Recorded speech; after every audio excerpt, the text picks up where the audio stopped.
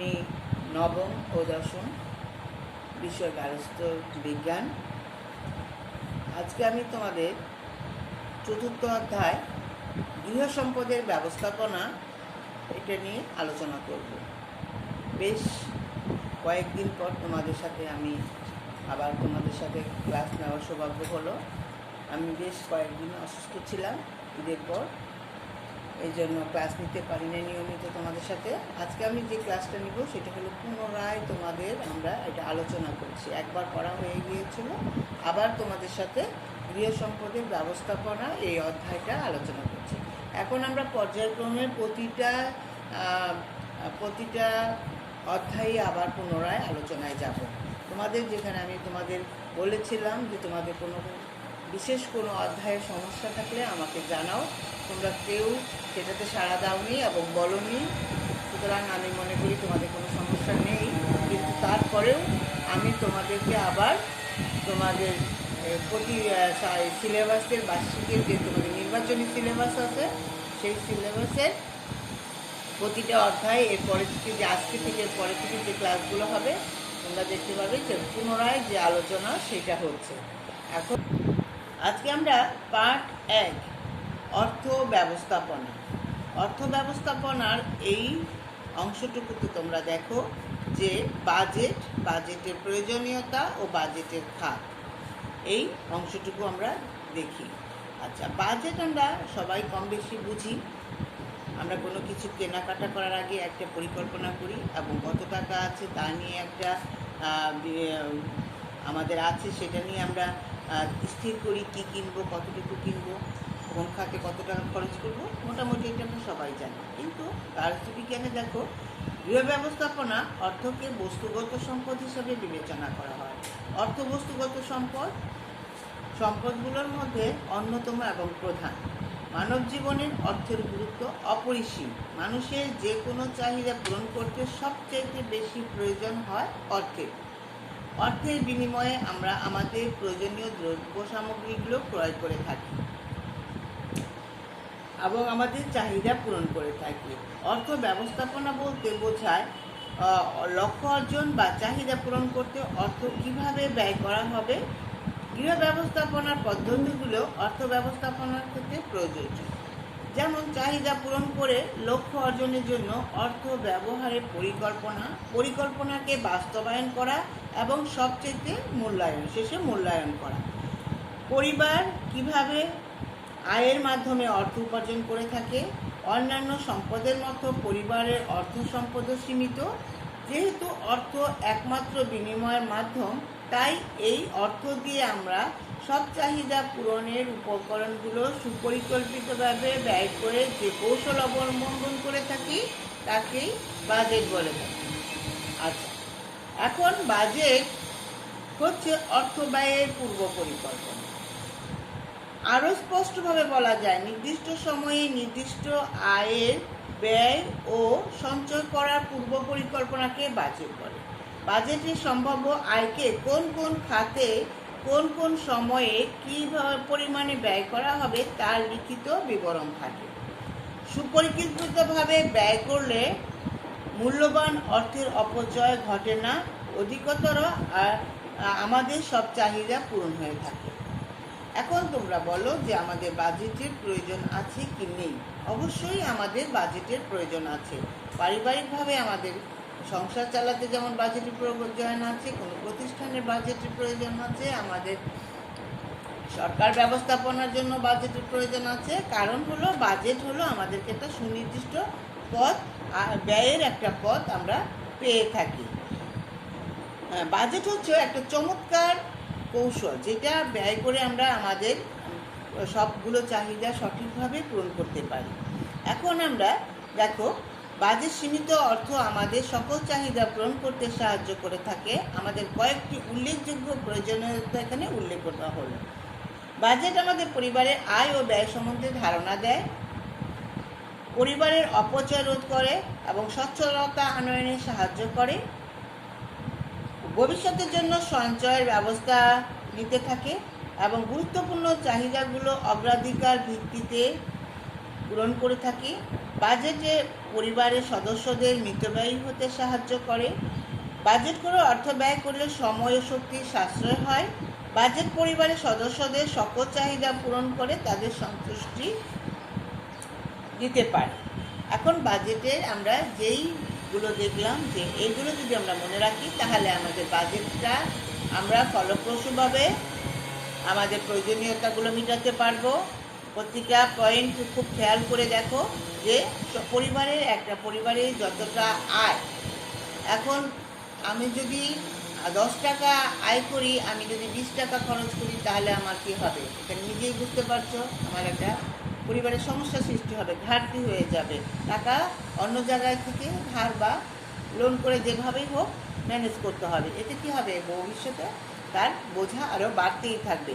এই জন্য আয় ও ব্যয়ের সাথে আমাদের একটা ধারণা থাকতে হবে। আমার যে পরিমাণ আয়, আমরা সেই পরিমাণে ব্যয় করার চেষ্টা করব, বরং একটু কম ব্যয় করে সঞ্চয় করার চেষ্টা করব। পরিবারের অপচয় রোধ করে সচ্ছলতা আনয়ন সাহায্য করে। অনেক পরিবার আছে বাজে হাতে যখন টাকা থাকে তখন মনে করেন বিভিন্নভাবে তারা খরচ করে টাকা অপচয় করে, অনেক সময় প্রয়োজনের চাইতে অতিরিক্ত কেনাকাটা করে। এতে কী হয়? তার অর্থের অপচয় হয়। যখন তার অর্থের প্রয়োজন হবে তখন তার হাতে অর্থ থাকবে না। এতে কী হবে? পরিবারের সচ্ছলতা আসবে না, বরং অসচ্ছল হয়ে যাবে পরিবারটি। এই জন্য আমরা এটা খেয়াল করতে হবে। ভবিষ্যতের জন্য সঞ্চয়ের ব্যবস্থা নিতে হবে।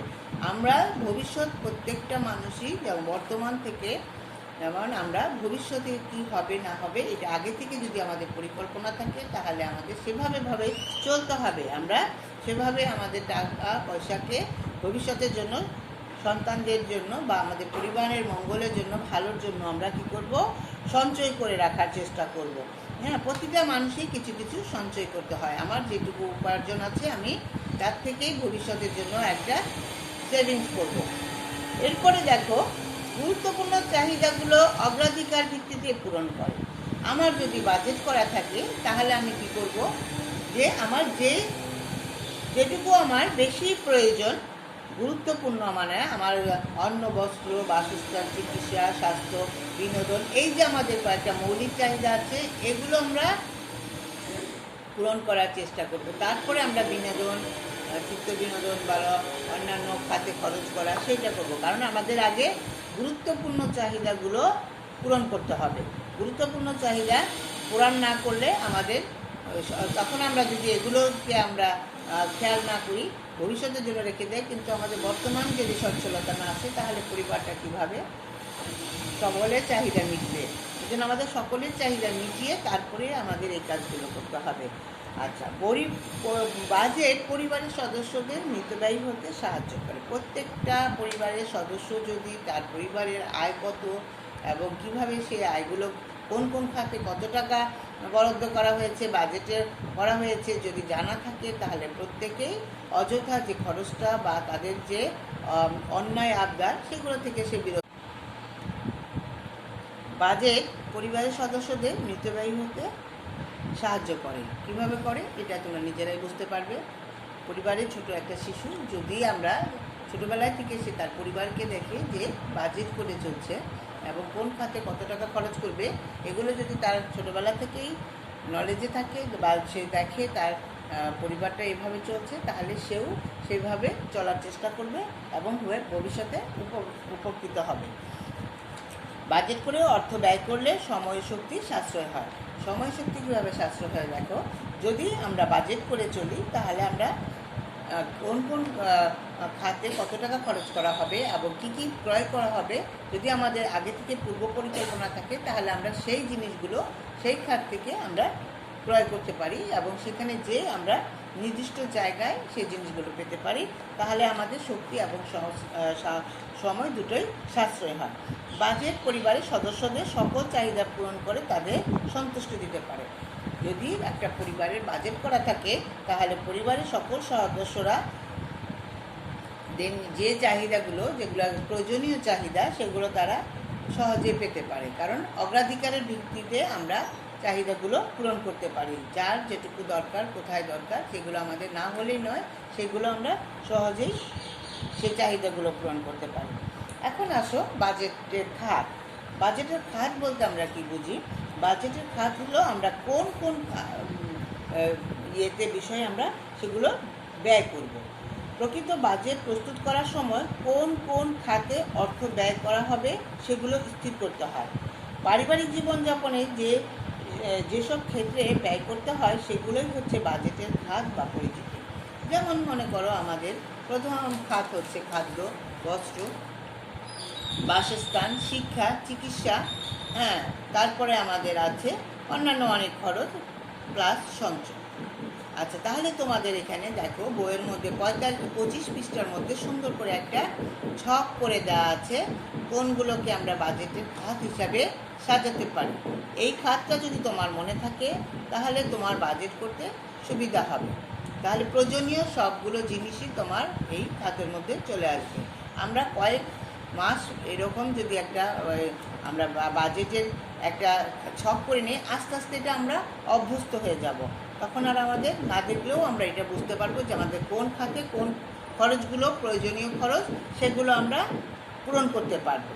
এখন আমাদের দেখো পার্ট 2-তে আছে বাজেট তৈরির নিয়ম। এখন বাজেট তৈরি করার সময় আমাদের কিছু নিয়ম অনুসরণ করতে হবে, তাহলেই আমাদের বাজেটটা আমরা বাস্তবায়ন করতে পারবো। বাজেট তৈরির কতগুলো নিয়ম আছে যা অনুসরণ করে প্রকৃত বাজেট তৈরি করা যায়। প্রতিটি কাজ যেমন নিয়ম মাফিক না করলে কাজগুলো সঠিক ও সুন্দরভাবে করা সম্ভব হয় না, তেমনি বাজেট করার সময় যদি আমরা নিয়ম না মানি তাহলে বাজেটটা যথার্থ কার্যকারী হবে না। বাজেট তৈরি করার সময় নিয়মগুলো নিচে বর্ণিত হলো। 1 নাম্বার দেখো, বাজেট সাধারণত মাসিক ভিত্তিতে করা হয়।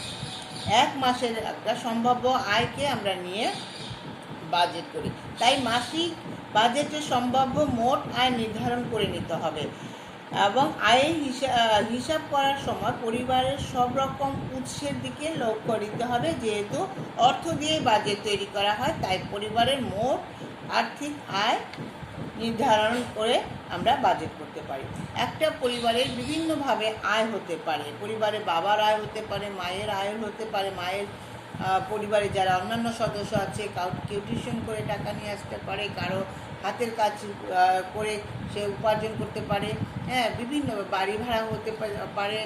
তারপরে হলো মনে করো যে তাদের গ্রামের জমি জমা থেকে আয় হতে পারে, দোকান থাকলে সে দোকানে থেকে ভাড়া পেতে পারে। বিভিন্নভাবে একটা পরিবারের আয় আসে।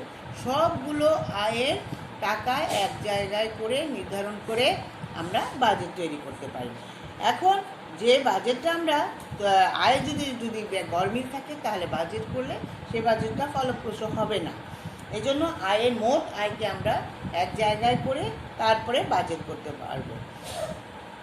যে সময়ে বাজেট করা হবে সে সময়ে পরিবারের সদস্যদের প্রয়োজনীয় দ্রব্য ও সেবাকর্মের একটি তালিকা নির্ধারণ করতে হবে। প্রয়োজনীয় দ্রব্যগুলোকে প্রধান প্রধান খাতে শ্রেণীভুক্ত করে প্রত্যেক শ্রেণীর অন্তর্ভুক্ত অন্যান্য দ্রব্যের নাম উল্লেখ করতে হবে।